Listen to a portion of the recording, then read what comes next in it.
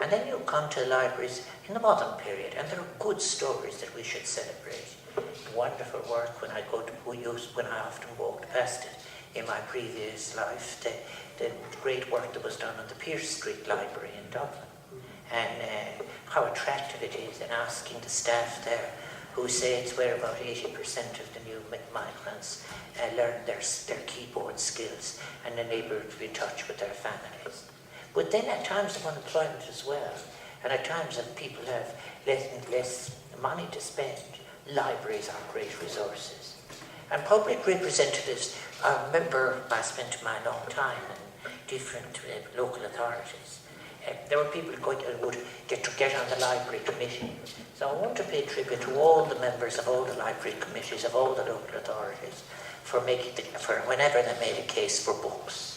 And I hope that those public representatives will continue to make the case for the important function that libraries fulfill.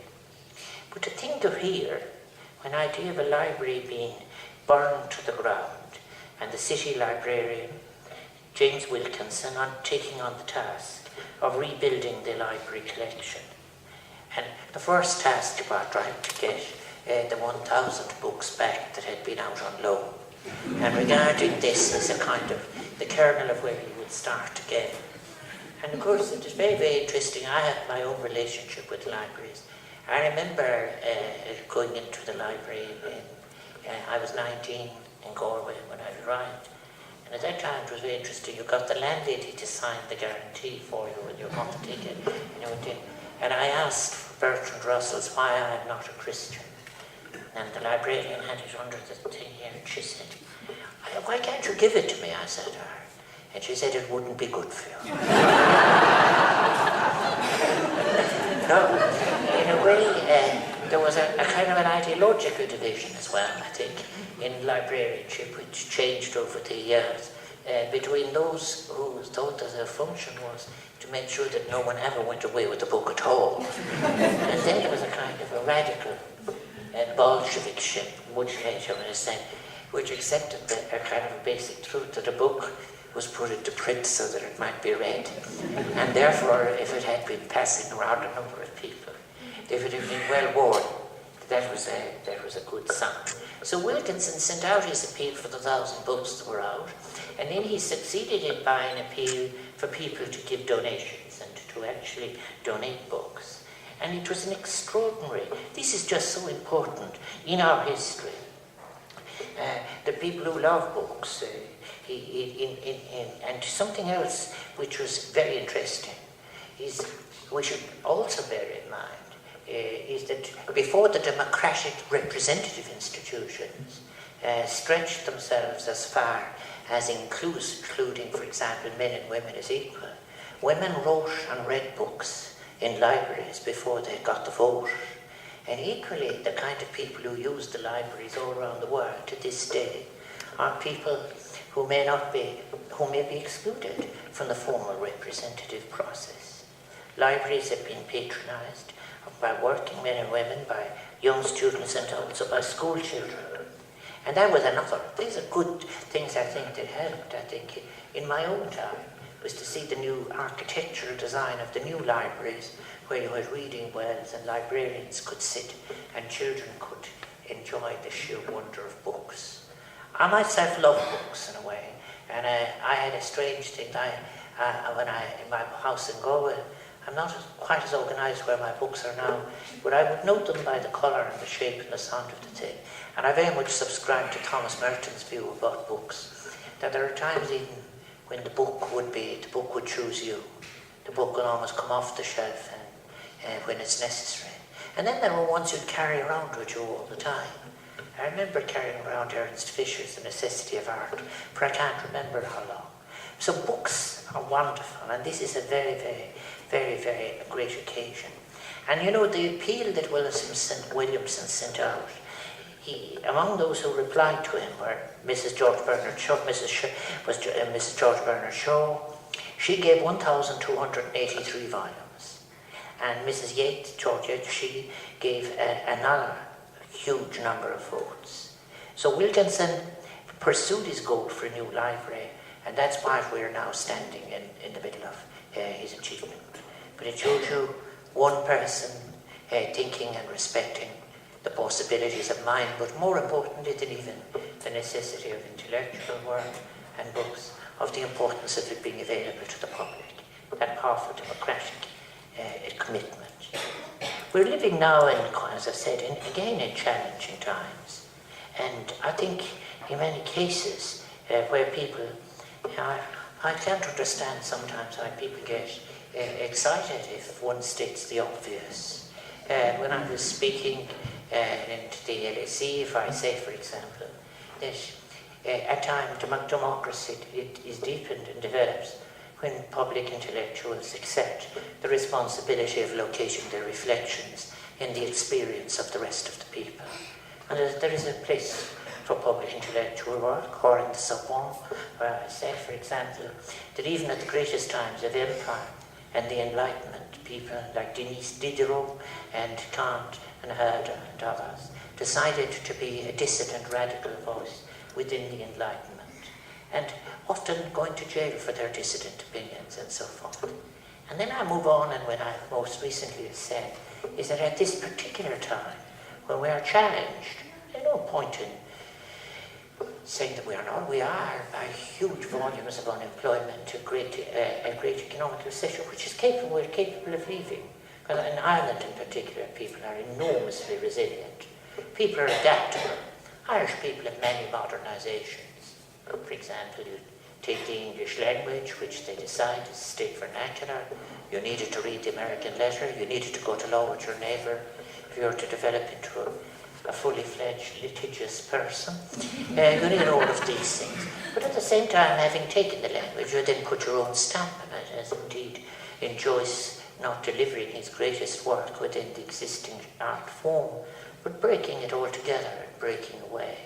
And Ireland and Europe and so forth can break away into new versions of thinking and so on. But you need at a certain time to have great respect for the diversity of intellectual sources of suggestion and what they might be drawn from.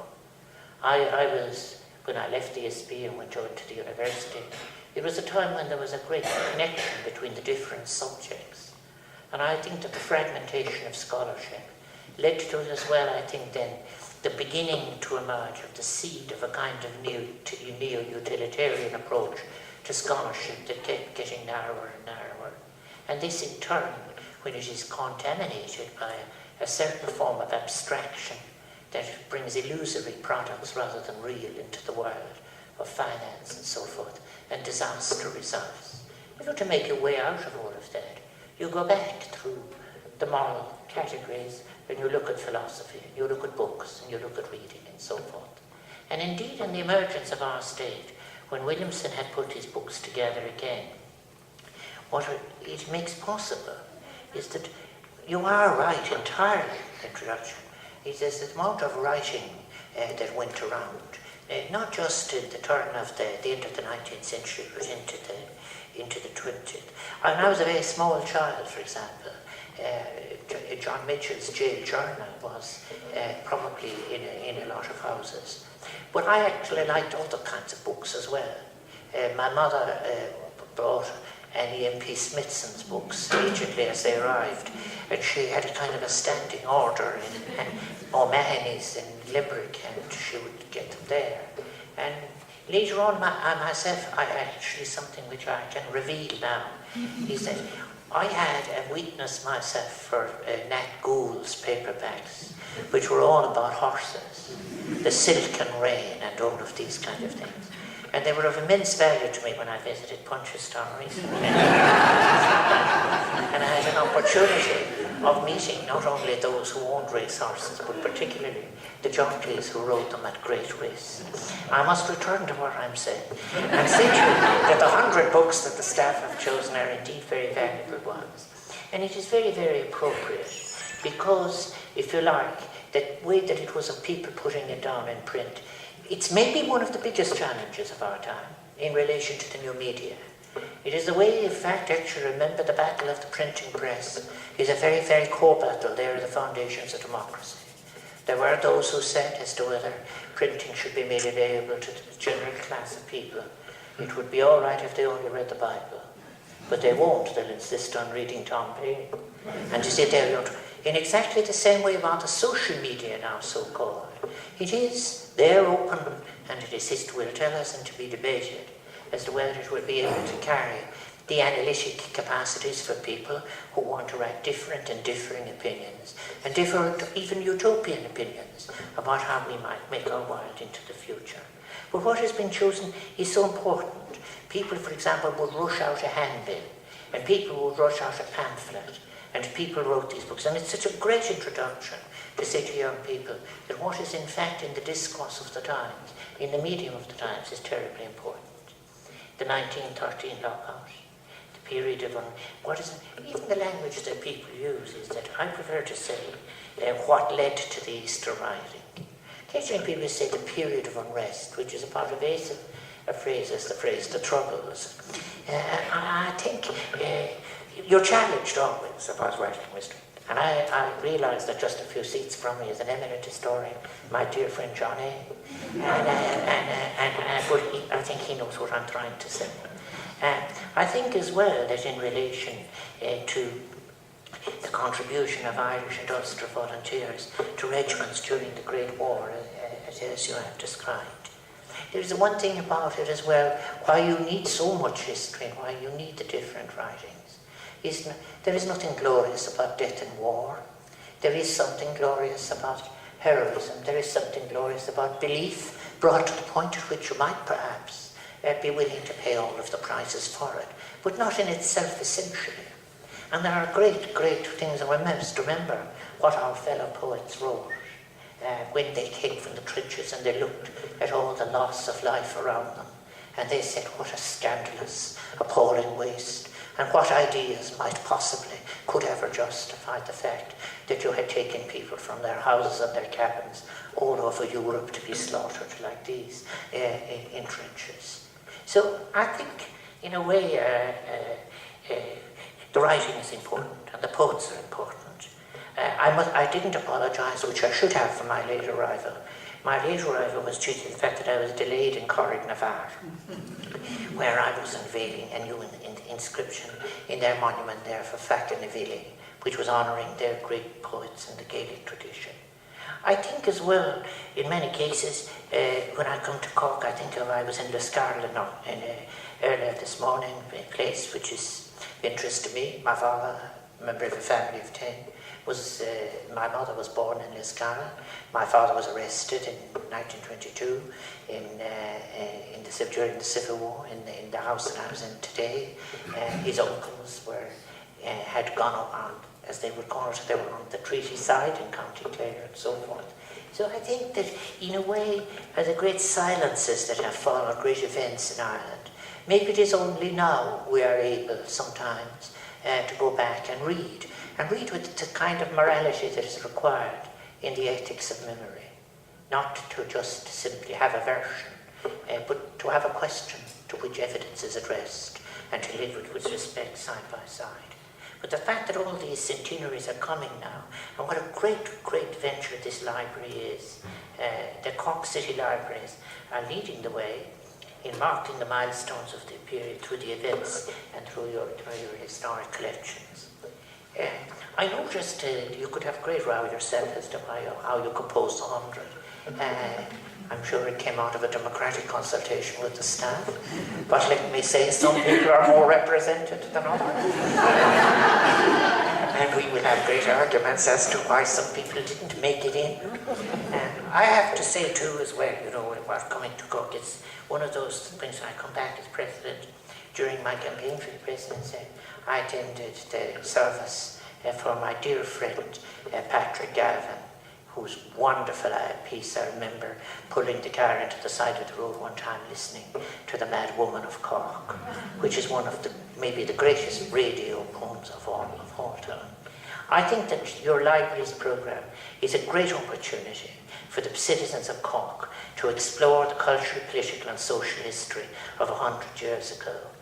I think as well to prepare them for the next 100 years and to take charge of it and put the stamp of people and humanity on it, the stamp of good theoretical work, practical work and so forth. We are not, as I mentioned in Strasbourg, the pawns of some technocratic, anonymous set of decisions. And I have come to be very much in favour of the European Union. And I think what I'm speaking of is a union that is generous and a union that will draw on the best of its traditions, that has the capacity to self-examine its history of empire, for example, and then reach out to the rest of the world and give a lead in relation to men and women, labour rights, in relation to world peace, in relation to development, to be an ethical source in a world that is globalised. All that is important. And the books, I think as well, it's very interesting. I think, those of us who write and the rest of it, and often think about how would you put it differently now. I've been very suspicious of those who looked for perfection in books. And the kind of person who says, very good, but wrong.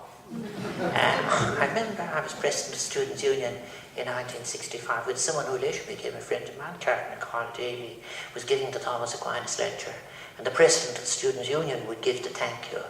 I remember Carl reading out a section from Bertrand Russell to about 200. There was many apprentice Franciscans, nuns, everyone present, and he quoted Russell and he said, beautiful but wrong.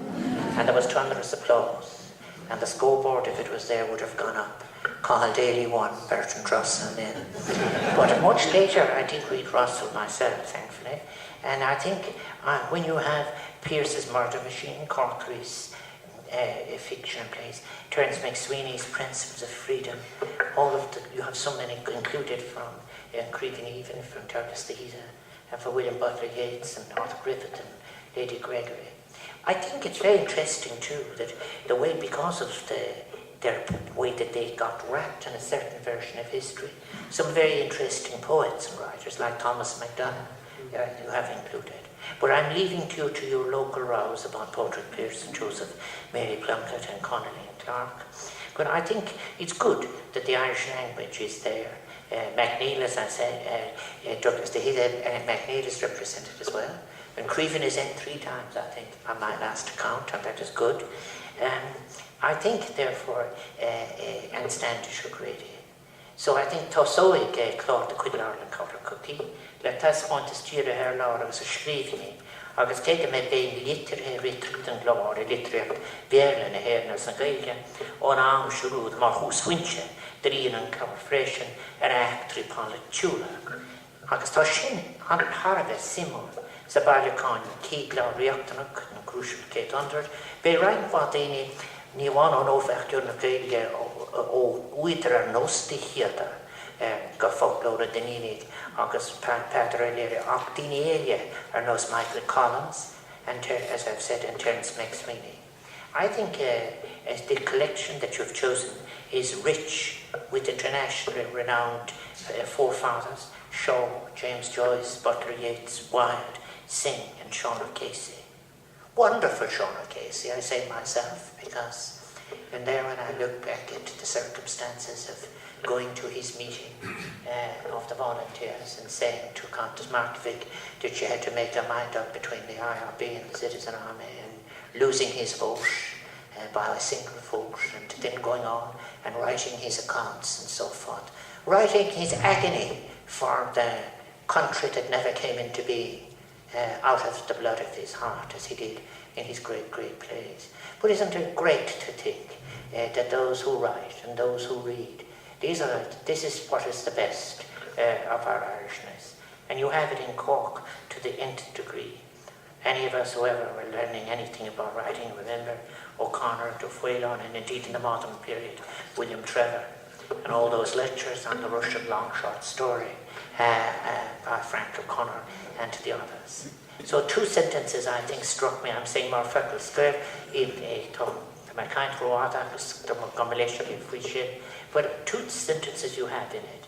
It is, you say, through our services and resources, we foster learning and personal development. A public library is in itself an embodiment on a small and local scale of what a republic means. I couldn't agree with you more. And all of you who are present and who will support all these different intellectual exercises that the library are organising, you are being Republican in the very, very best sense. I think it is a community space, your library, and libraries through with their books, journals, newspapers and media are so important to us. I think I want to pay tribute to the staff of all the libraries, but as I'm here too, and because this project is so good, to the staff of the Cork City Libraries, working so well on behalf of all of the people of Cork, so that they are able to engage with their historical and literary heritage. And I say all of the people of Cork, not those allowed by the market to access to their work, but all of the people of Cork. And it is a testament to the unique service, as I said, provided by the public libraries, that all these historic works which were published so long ago, that they've remained in the public collections, available to be read by all our citizens through the intervening years. And the crucial 100 books, they will continue to be read, studied and enjoyed and added to by current and future generations of readers, scholars and students. And it gives me the greatest pleasure to launch this exhibition, Arish Trislim le Hiatsa, a bhí gofar agus bhín gachra, gachra the men for sure a bhí réaltas mánta seo, Karamahaki.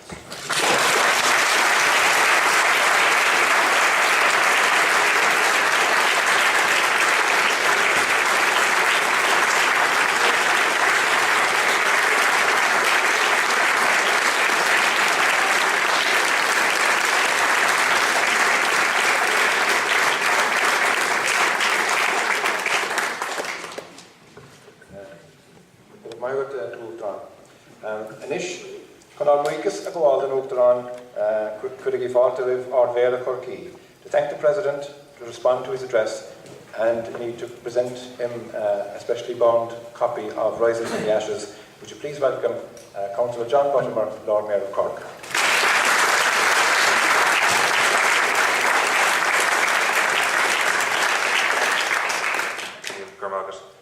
Gnushla, Colori, Shandori, Haptidola, Gnushla Blair.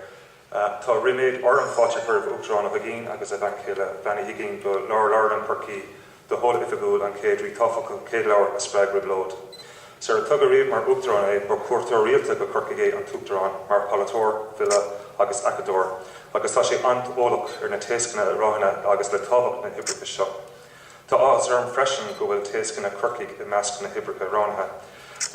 Ladies and gentlemen, you're more than welcome here, and we've got a protocol in the city that the Lord Mayor normally speaks first, with the exception when the President is in the room. And I think that I'm going to have to ask for a revision of those standing orders, because it is almost impossible to follow the President. So thank you very much for your kind words, because it's often been put to me that, you know, it's terrible that you speak first because then you take the best lines, but I think that you had excellent lines today.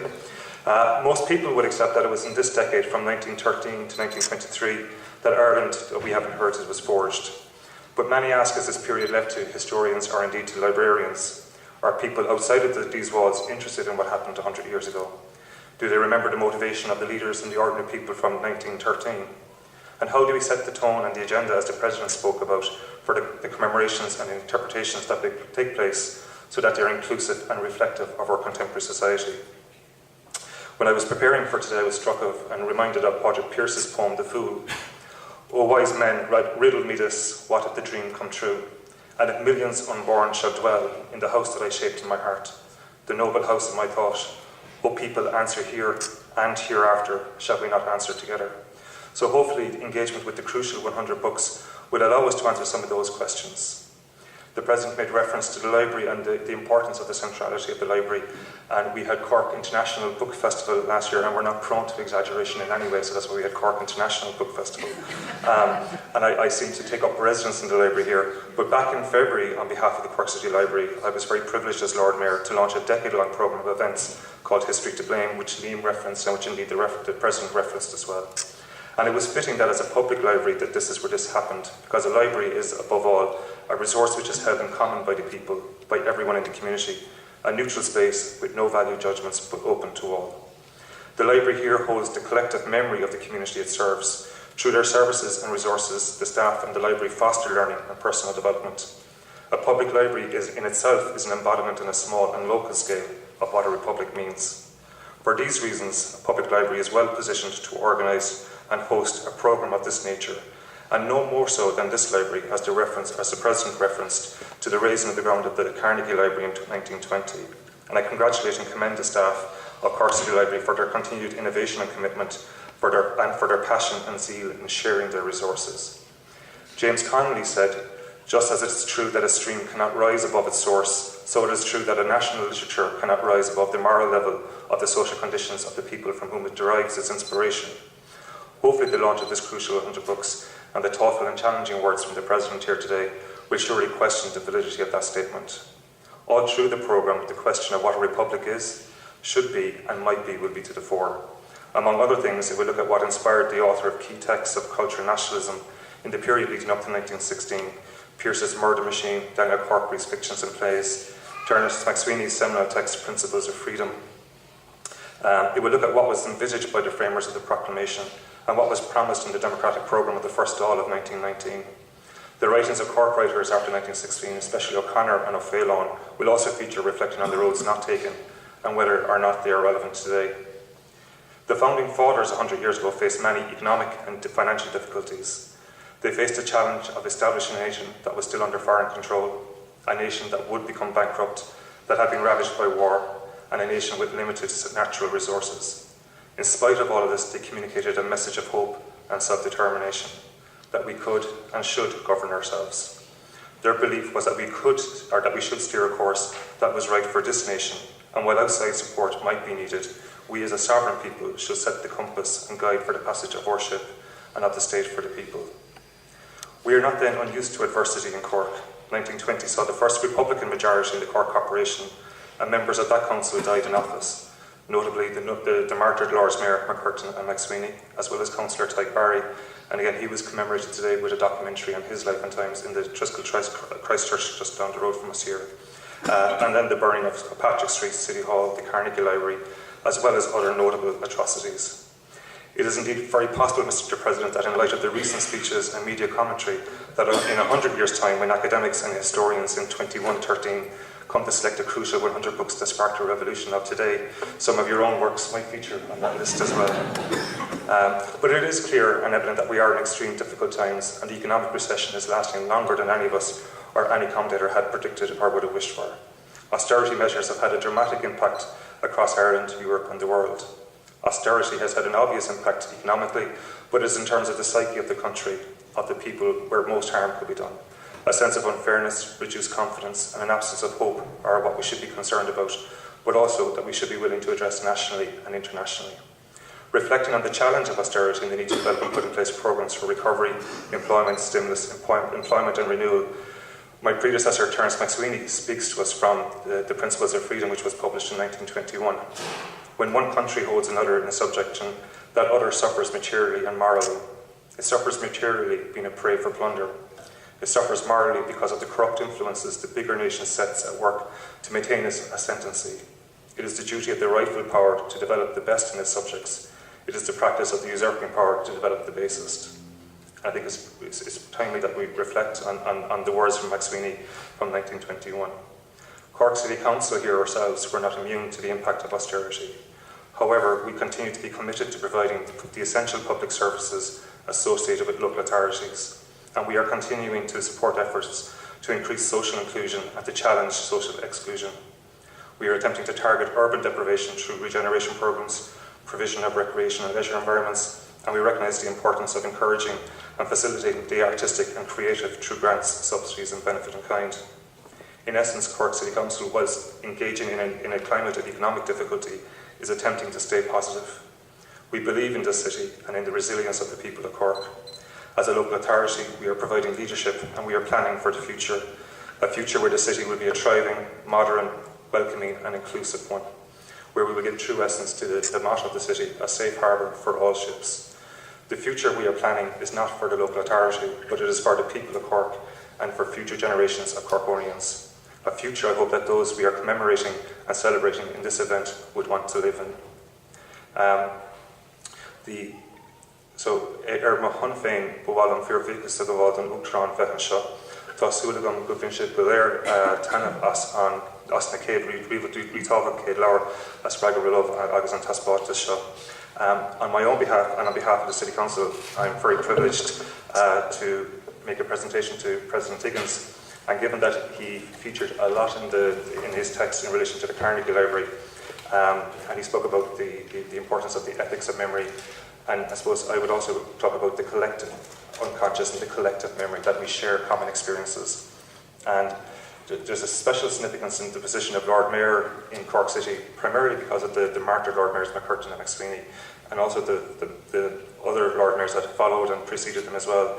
Great men and women who gave valuably to the society here, and in philanthropic terms as well.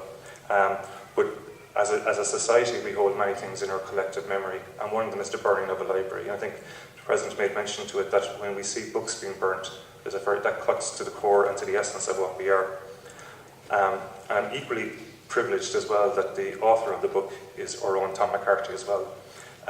By accident of birth, he's not a Cork man, but we are a very embracing society here, and we have welcomed him and we claim him as one of our own. And Tom, and I think it's great that Tom, as a poet, as a librarian, as a person in Cork, is recognised and I think acknowledged by his own community as well. And it's with that in mind that on behalf of the City Library, and I thank Liam, head librarian here, for the honour and the privilege of making the presentation. And I do so on behalf of the library staff and the City Council, that I'm presenting Tom McCarthy's book, Rising from the Ashes, the burning of Cork's Carnegie Library and the rebuilding of its collections to a new Tyrone, Michael D. Higgins, Scarmalov.